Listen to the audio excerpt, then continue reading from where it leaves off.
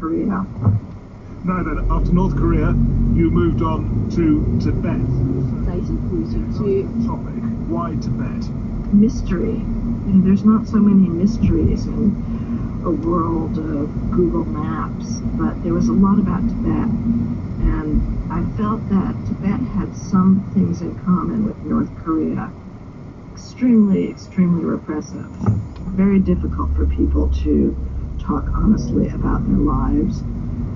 But also the way Tibet is portrayed in the media, like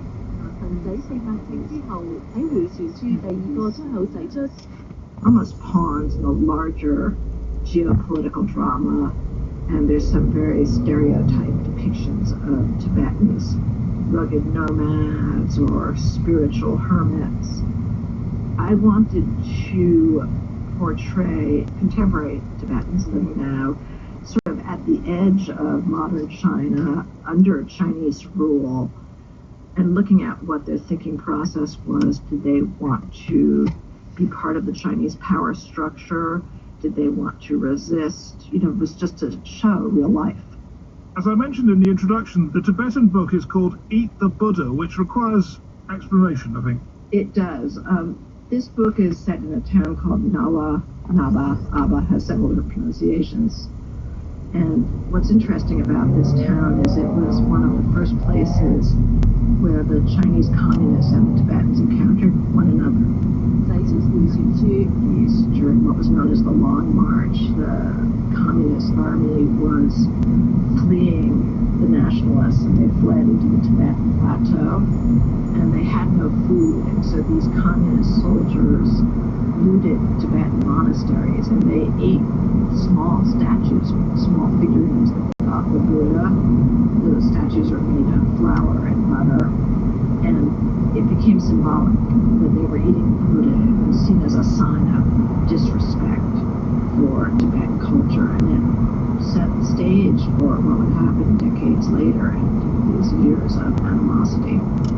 Nawa became infamous after 2011 when a wave of Tibetans started immolating themselves. Just explain that.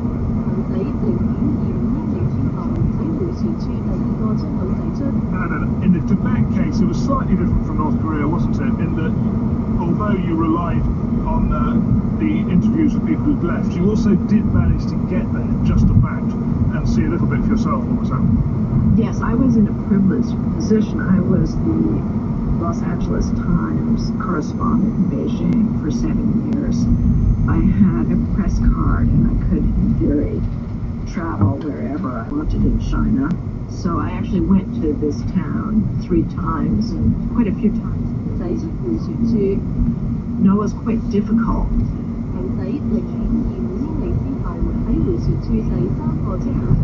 Chinese car, sometimes a taxi. The difficulty was actually a translator. It was very dangerous for a Tibetan to work with me. I was just too frightened that the Tibetans would get in trouble, and it made it quite difficult to report because many older Tibetans don't speak Chinese. But journalists appreciate the challenge. Yeah, and it's a great thing because you've got a very full account of what it was like. And part of the story of Tibet, of course, is the story of the Dalai Lama, and you met him. So let's just actually hear from the Dalai Lama. He's speaking to the BBC about these self-immolations, and he was opposed to them. And his point was, what did they achieve? So let's just hear him talking about this, and you refer to this interview in the book. That is how much effect. First question. Strong courage.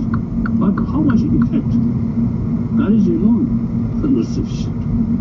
You must utilize your wisdom. You fear it could make things worse for people in Tibet? Many Tibetans sacrifice their life. And nobody knows how many people killed and tortured and death through torture. Nobody knows. A lot of people suffer. How much effect? The Chinese response more harder. Was that a surprise for you? Well, I heard a lot of Tibetans say that they felt he'd been too soft on China, or this or that, or, there's things people don't like. He has long ago given up on full independence for Tibet. He's looking for cultural autonomy, not full independence.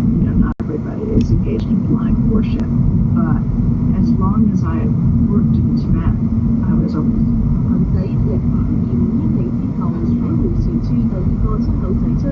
They have this reverence for him that I think you can't understate.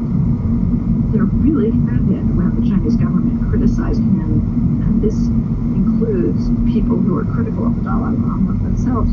See, what surprised me about your account was how many Tibetans actually didn't really want independence. They wanted a better life within China and didn't feel they were getting a fair whack at the Chinese miracle, if you like.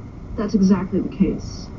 This is, sort of a controversial thing to say, but there are Tibetans who feel that the Chinese Communist Party has improved livelihood, standards of living, but it hasn't so much for them. And sometimes they just want the privileges of being Chinese citizens, namely the ability to travel. Tibetans, by and large, cannot get passports. It's often very difficult for them to travel within China. And, they want some of the same things.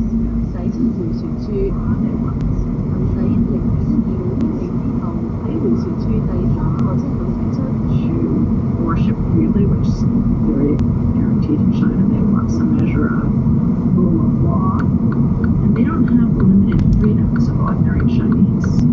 One insight that you gave in your work, which hadn't occurred to me before, but it's quite a profound thought, is that in these repressive systems, everyone's afraid to speak out, of course, but you made the point, they're actually afraid to think in a sort of deviant way, according to so they're almost nervous to have anti-system thoughts. I mean, it's very Orwellian, isn't it? It is, and they're often afraid to allow their children to think. Something I found very interesting in Noah was that the younger generation tended not to know about what happened in the 50s and 60s to their parents and grandparents. There was a tremendous death toll in the early years of communism in this part of eastern Tibet. Some places, 10-20% of the population died of starvation because they were forced into communes. Their animals were confiscated. They had no way of feeding themselves. The adults were arrested and died in prison. And this happened to Chinese as well during the Great Move Forward. But everything that happened to the Chinese happened worse to the Tibetans.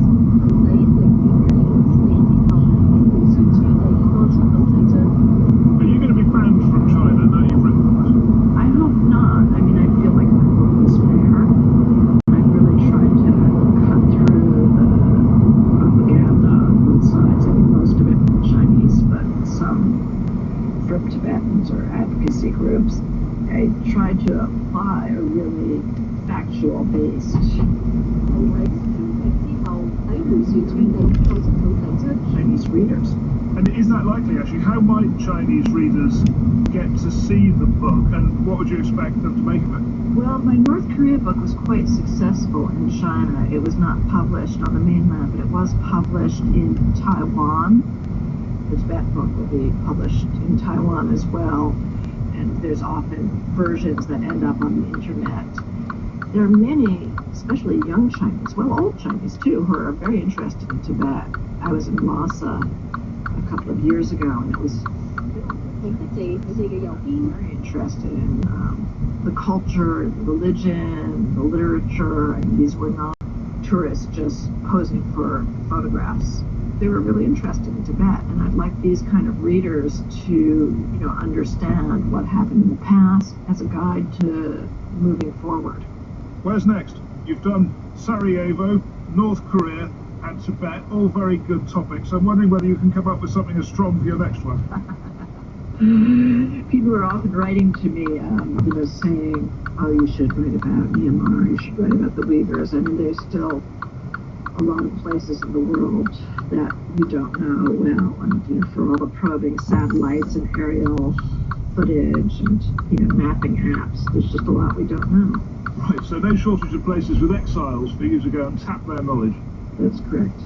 Well, Barbara Demick, it's been fascinating, and I think There really are very few journalists today who can say they found a new way of doing